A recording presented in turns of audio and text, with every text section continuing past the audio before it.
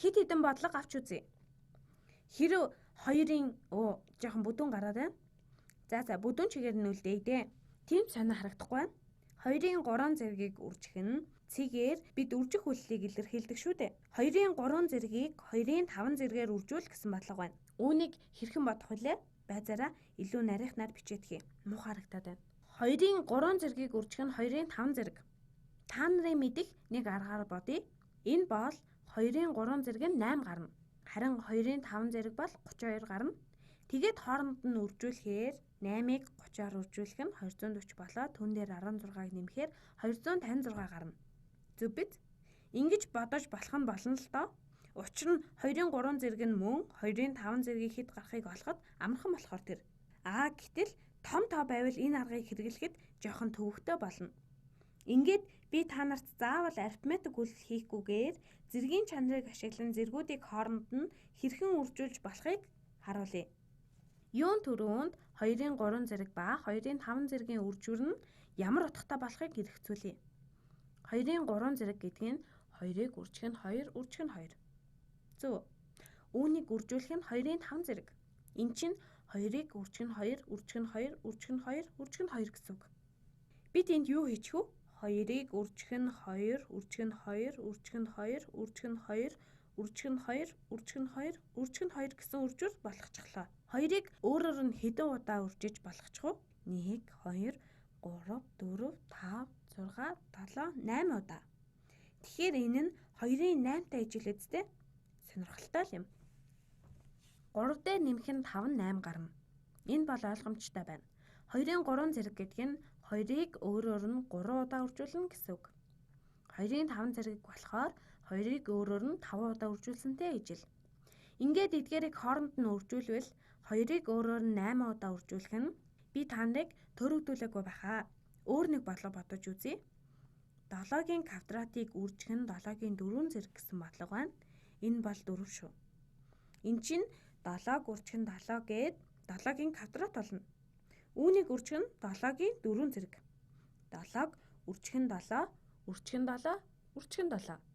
Эндээс харвал 7-г өөрөөр нь 6 удаа үржүүлж байгаа болохоор 7-гийн 6 зэрэг гарна. Тэгэхээр ерөнхийдөө ижил суурьтай зэргүүдийг хооронд нь үржиж байвал зэргийн илтгэгчүүдийг нэмэх юм байна. Тухайлбал 7-гийн 100 зэргийг үржих нь 7-гийн 50 зэрэг гэж байвал яаж бодох вэ? Компьютергүй бол 7-гийн 100 зэрэг хэд гарахыг олоход маш хэцүү. Мөн 7-гийн 50 ч хэд байхыг олох хэцүү. Харин бид үүнийг 7-гийн 100 дээр нэмэх нь 50. Буюу 7-гийн 150 гарна гэж хэлж чадна. Анхаарах зүйл бол энэ чанар зэргүүдийн хооронд нь зөвхөн үржүүлж байхад л биелнэ.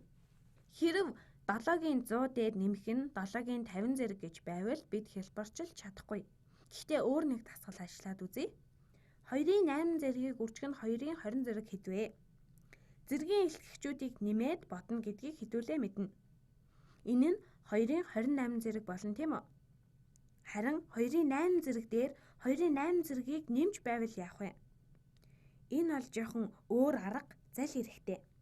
Зэргүүдийг нэмж байгаа учраас үнэндээ ямар нэг зүйл хийж чадахгүй. Хэлбэрчилж чадахгүй л дээ. Гэтэ бага зэрэг зал хэрэглэвэл бид үүнийг 2-ыг үржих нь 2-ын 8 зэрэг гэж бичиж болно. Тийм байгааз? Энэ нь 2-ын 8-ыг үржих нь 1 гэсэн үг. Энэ ч бас 2-ын 8-ыг үржих нь 1 гэсэн үг. Тиймээс энэ нь 2-ыг үржих нь 2-ын 8 зэрэг болно. Тийм биш гэж юу? 2-ыг үржих нь 2-ын 8 зэрэг. Энэ бол 2-ын 8 зэрэг дээр өөрийг нь нэмж байгаатай адил юм. Мөн 2-ыг 2-ын 8 зэрэгээр үржүүлж байгаа бөгөөд энэ нь 2-ын 1 зэргийг 2-ын 8 зэрэгээр үржсэнтэй ижил. 2-ын 1 зэргийг 2-ын 8 зэрэгээр үржүүлж байгаа юм чинь нөгөө чанараа ашиглавал 2-ын 9 зэрэг болно. Энэ чанарыг сөрөг илтгэгчтэй зэрэг дээр ч гэсэн ашиглаж болно. Хэрэв 5-ын хасах 100 зэргийг үржих нь юун 3? Уучлаарай. Энд 5 шүү. Юу бодож бичснээ ч мэдэхгүй нь. 5-ын хасах 100-г үржүүлэх нь 5-ын 102 зэрэг гэж байвал энэ нь 5-ын квадрат болно тийм үү? Би хасах 100 дээр 102-ыг нэмчихсэн.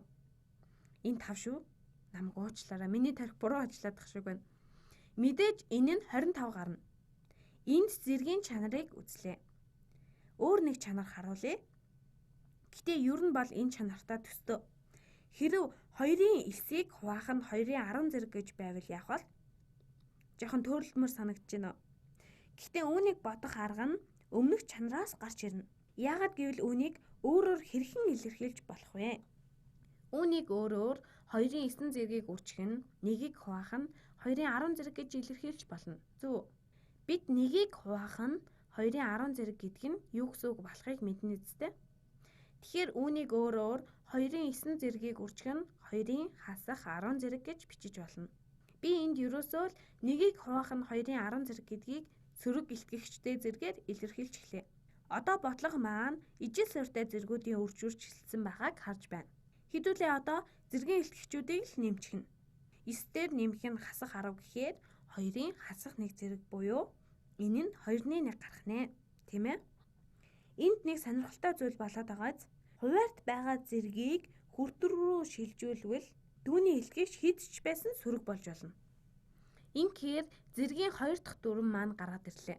Энэ жишээний хувьд бол 2-ын 9-өөс хасах нь 10 зэрэг буюу 2-ын хасах 1 зэрэг гарсан.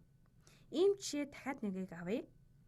10-ын 200 зэргийг хуваах нь 10-ын 50 зэрэг гэж байвал 10-ын 200 зэргээс хасах нь 50-тай тэнцүү буюу 10-ын 150 зэрэг болно. Яг үүнтэй адилаар 7-гийн 40 зэргийг хуваах нь 7-гийн хасах 5 зэрэг гэвэл энэ нь 7-гийн 40-өөс хасах нь хасах 5 буюу 7-гийн 45 зэрэг гарна. Яагаад ингэж байгааг эргцүүлэн бодцгоё. Үүнийг өөрөөр 7-гийн 40 зэргийг үржүүлэх нь 7-гийн 5 зэрэг гэж бичиж болно тийм үү? Яагаад гэвэл 1-ийг хуваах нь 7-гийн 5 зэрэг гэдэг чинь 7-гийн 5 зэрэг гэсэн үг шүү дээ.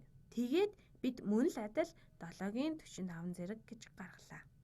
Энд үзээд байгаа зэргийн 2 дахь чанар нь 1 дахь чанараас нэг ялгараад байх юмгүй. Ижил суурьтай зэргүүдийг хувааж байвал хуваагдагчийн илтгэгчээс хуваагчийн илтгэгчийг хасах юм байна.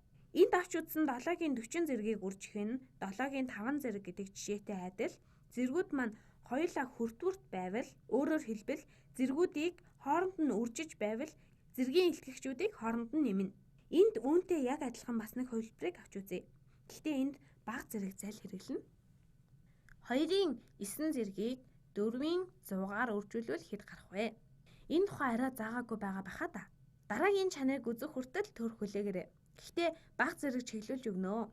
Энэ нь үнэндээ 2-ын 9 зэргийг үржүүлэх нь 2-ын 2 зэргийн 100 зэрэг гэсэн үг.